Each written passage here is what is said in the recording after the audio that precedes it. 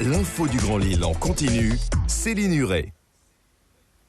Bienvenue à tous, il est 18h, on regarde tout de suite les conditions de trafic. Comme vous pouvez le voir sur la carte, le trafic est très perturbé en cette fin de journée, en cette veille de week-end, avec la sortie des bureaux sur le périphérique sud, dans les deux sens de circulation, de forts ralentissements également sur également dans les deux sens de circulation, en direction de Paris, à hauteur de Fâche-Tuménil. On peut le voir, donc des accidents sont survenus donc sur le périphérique sud, qui a donc rendu ce trafic très perturbé également sur l'A22, le périphérique Est.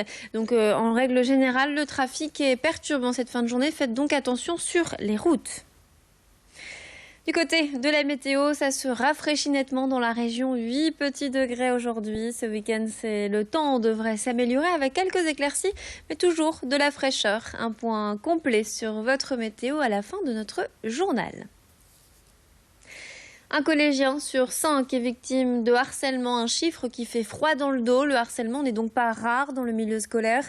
Hier, la journée était consacrée à ce problème récurrent, l'occasion pour les établissements d'aborder le sujet avec les élèves au lycée Blaise Pascal de Longnes, près de Saint-Omer. Durant toute la matinée, les jeunes ont assisté à des conférences et visionné des films pour les sensibiliser en présence du recteur de l'académie qui a fait le déplacement, l'académie de Lille. Un moment a été particulièrement fort. Le témoignage de Marie, 18 ans, victime elle-même de harcèlement à l'âge de 15 ans. Aujourd'hui, face à ce phénomène, différentes actions sont mises en place. Les infirmiers et CPE sont formés pour adopter la meilleure attitude et dans certains établissements comme le lycée Blaise Pascal, des ambassadeurs sont nommés. Leur mission, alerter en cas de harcèlement. Je vous propose d'écouter tout de suite le témoignage de Marie, cette jeune fille victime de harcèlement au micro d'Idil Gunaï. Qu'on soit victime d'harcèlement ou qu'on voit justement des personnes se faire harceler, il faut en parler, il faut arrêter le silence. Moi j'ai eu le regret de ne pas en avoir parlé à mes parents tout de suite. Et maintenant vraiment il faut mettre un point dessus, il faut en parler.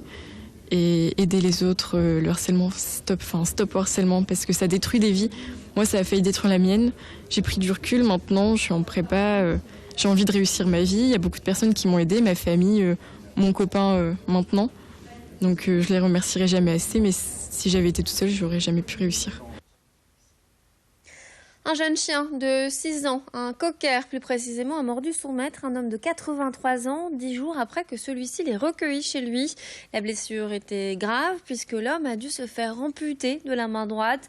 Le cocker est aujourd'hui placé en isolement depuis 15 jours en attendant que la mairie et la justice décident de l'euthanasier. Mais l'euthanasie de l'animal provoque la colère des associations qui défendent la cause animale. Une pétition pour que le chien reste en vie a déjà été signée par 40 000 personnes. Xavier Silly a rencontré Reine-Marie Toubal, comme vous pouvez le voir sur ces images, la femme à l'initiative de cette pétition. Elle met en cause la LPA de Lille qui, selon elle, ne devrait pas procéder à l'euthanasie des animaux et n'aurait pas dû confier un chien de 6 ans à une personne de 83 ans.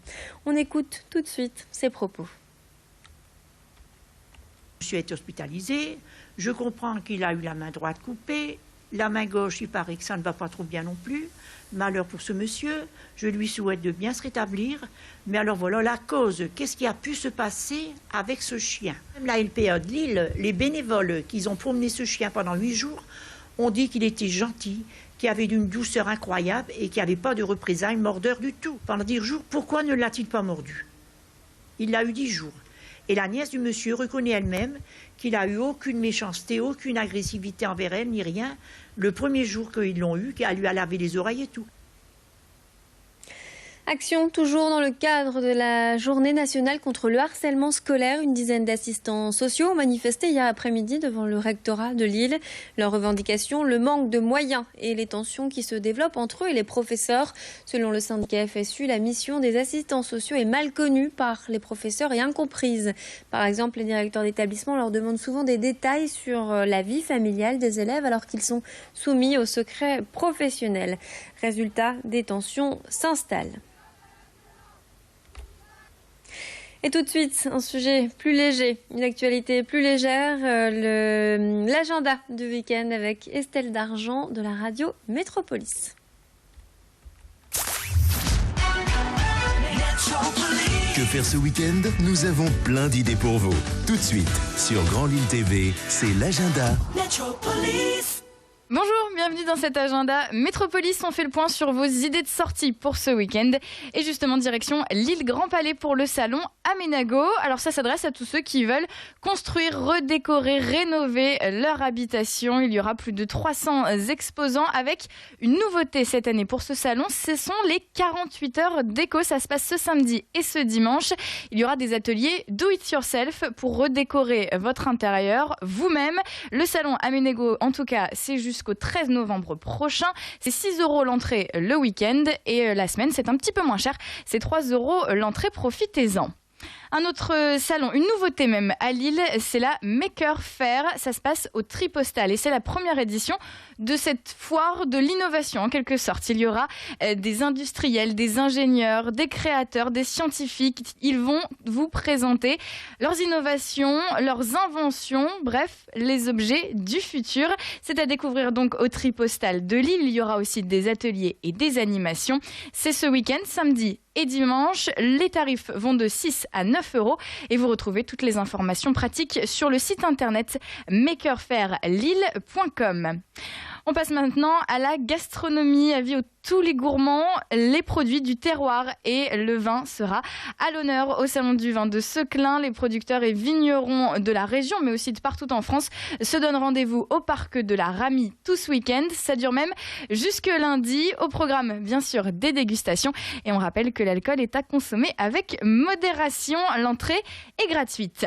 Une expo qui se termine maintenant à Lille, c'est Foot Foraine. Dernier week-end pour en profiter. Des œuvres qui lient le football et la fête foraine, c'est à découvrir à la gare Saint-Sauveur et c'est gratuit, c'est jusque dimanche. Et pour finir, on s'éloigne un petit peu de la métropole lilloise, direction Arras pour le début du Festival international du film. 17e édition cette année avec au programme des avant-premières, des films pour enfants, des ciné-concerts. Vous pouvez en profiter jusqu'au 13 novembre prochain. Toutes les infos à retrouver sur arasfilmfestival.com. Excellent week-end sur Métropolis et sur Grand Lille Télé et à la semaine prochaine.